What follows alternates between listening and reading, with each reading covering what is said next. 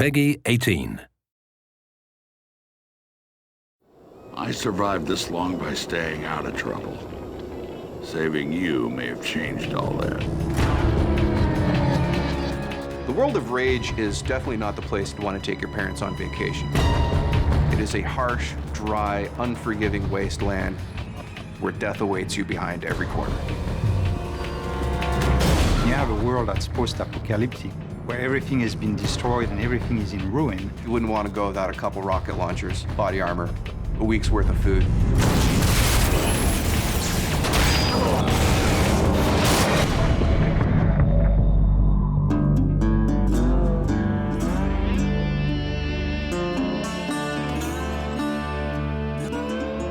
So the first character that you meet in Rage is named Dan Hagar. I hear there's something special about you Ark people. He is this fatherly character that is trying to keep the settlement safe. We knew we needed a great voice talent, and the only way to find that is look for great actors. In the initial images I saw of Dan Hagar, he had glasses, the shorts, the fishing vest, and I go, that totally reminds me of Walter Sobchak from The Big Lebowski. And I go, Tim, we need to get John Goodman. Welcome to the future. You can imagine if there was an actor from Hollywood that could survive an asteroid destroying the Earth, he would be on that list. Get to town. It'll be safer there. You can feel his fatherly ways. You can feel that he's got this tough interior. It really was a great combination. Sound really is half of your experience. The first half is being taken in with your eyes. The second half is being taken in with your ears. You should be able to look at something in the world, hear the sound that's coming from that, and think in your mind's ear, yes, this makes sense. This fits in the world. Gun sounds are one of the hardest things in the world to do, only because you're constantly hearing them. The shotgun is a type of weapon that when you hit the fire button and point it at someone, you really want to feel that kaboom. Get the sound mixed between the high-end elements to pique the interest and the low-end elements, the kick to the gut, to make you feel like you're in a living, breathing, cinematic experience. Rage is stylized realism. Visually, there was the idea of the scale that was really important.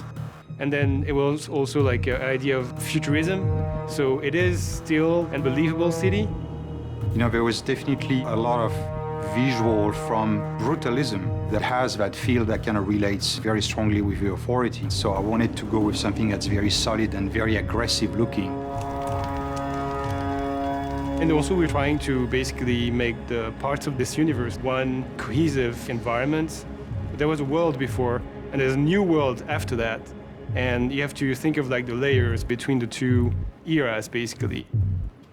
When I started this technology, I had some image in my mind of what it could do, but when the artists get a hold of this and they start working their magic on it, they produce things that, when I look at some of the scenes in Rage, I'm just, wow, that looks better than I would have thought this game could look.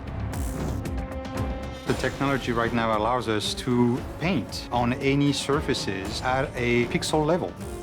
As an artist, I like the possibility of expressing your vision in a much higher fidelity. There's no textual limitation. The big challenge is more about when do I stop? When is it good enough that it achieves the goal? So you have to kind of find that good balance. I want the player to feel like he lived through an experience that is bigger than just the game itself. Everyone who's seen the game so far has had the same reaction.